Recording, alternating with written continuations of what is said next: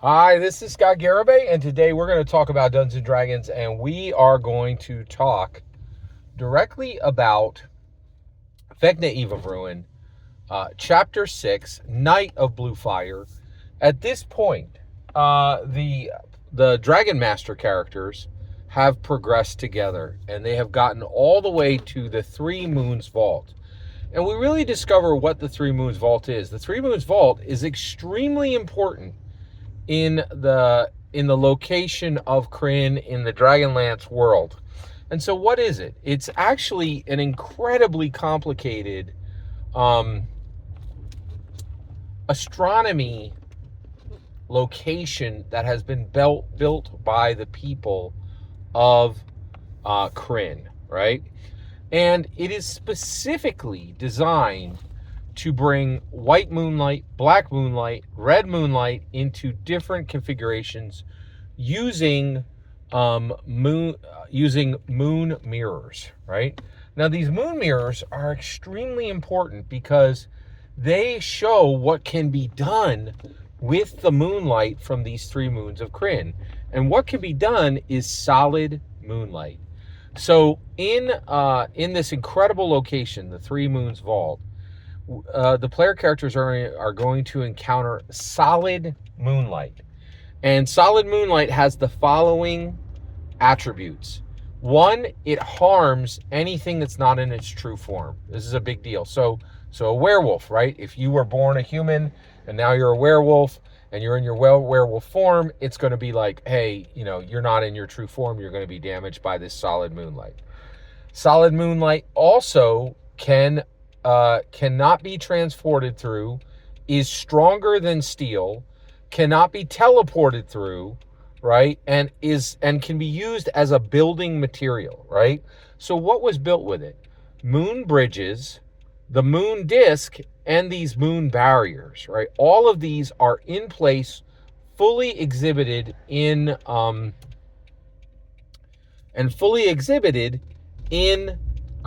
Kryn in the Three Moons Vault, right? So this is a extremely important. So people are using this to study. People are using this to create magical effects, and basically more than any other location anywhere in Kryn, this location has truly done the hard work, right? The astronomers, the wizards, the architects have worked together to build this incredibly important, incredibly powerful, magical location that actually delivers very sound benefits for Kryn. Now, Terramini Nightsedge, who is the hench person, she's female. She's an elf archmage, right? And she serves Lord Soth. Now, at this point, I've read this entire chapter, and Lord Soth never shows, right? You're only fighting Lord Soth's forces, right? Now, that's kind of interesting because Lord Strahd was actually encountered in Ravenloft. So why would you have the players actually encounter Strahd, but have them not encounter Lord Soth? Gets a little bit complicated, right? So Terramini Nightsedge is there to kind of like bring the evil that Lord Soth would have brought, right? Which is a little bit of a downbeat, but that's okay. It's still a very, very strong chapter. I think it's actually the strongest chapter I've seen in all of Vecna Eve of Ruin, which I think is fantastic. It's a really brilliant D&D canon hardback, right? So at this point, the Dragon Master characters are all the way in, right? And they need to overcome this Terramini Nightsedge, right?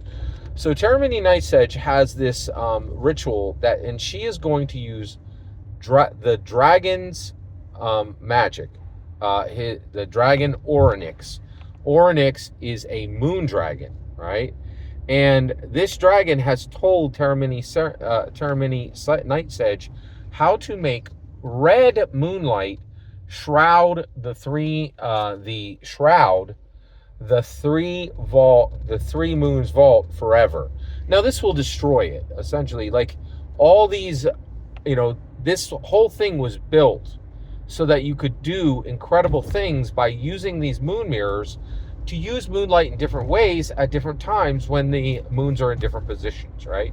But now Terramini Nightsedge is just going to shroud the entire Three Moons Vault in red moonlight, which will allow them to control all of these nearby werewolves and use them as their own servants, right?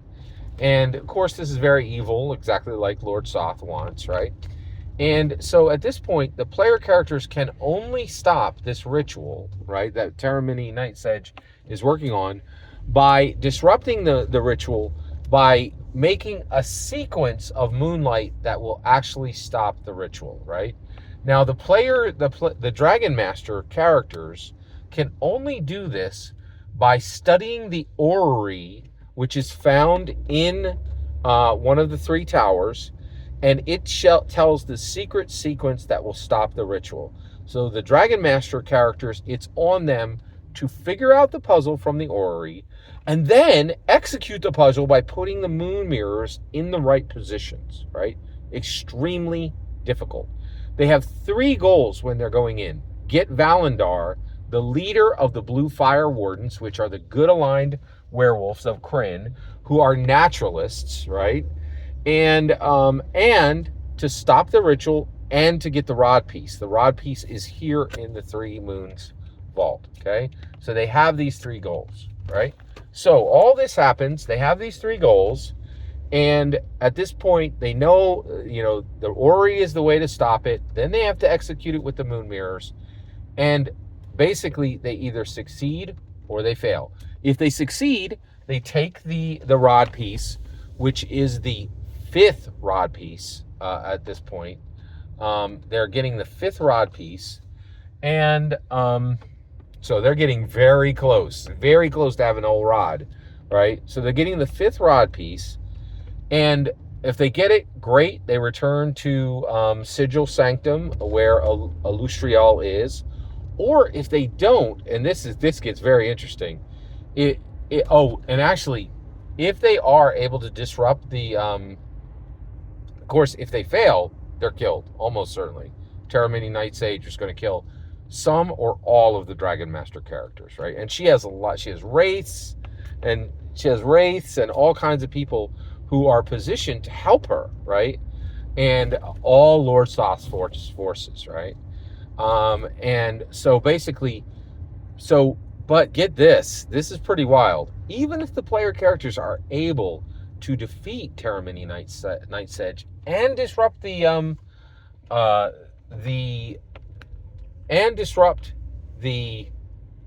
ritual, it still opens the gate to Lunatari, and the dragon Orinix comes out, and the players have to fight a dragon, a moon dragon. What's really wild is there's all this build-up to the Terramini Night's Edge fight, and then in literally 2 paragraphs, Amanda Hayman's like, hey, there's also this other dragon here. I know you just beat this evil archlich, but check out this dragon. It's here to kill you, right?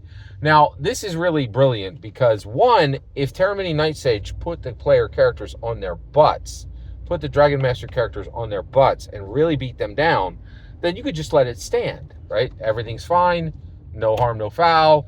And actually, you don't even have to let the Lunatari portal open to allow Dragon Orinix through, right?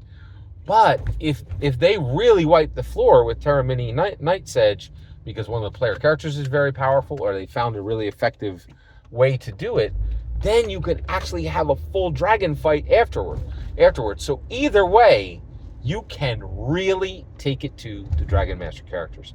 The characters at this point are 16th level. 16th level, right? Like, that is really high, right? And at this point, it's very important that we understand that they are, they're very powerful, and what they're doing is very meaningful, right?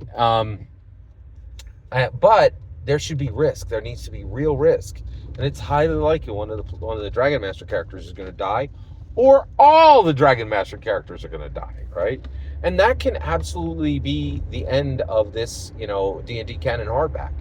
They are striving, right? But the reality is, death is an extremely important part of Dungeons & Dragons. And also, I think this is a hard answer from Amanda Hayman here, and I think she's been hearing, I hear you OSR and Indy squawking that the D&D 5th era is not deadly. It is hecka deadly, right?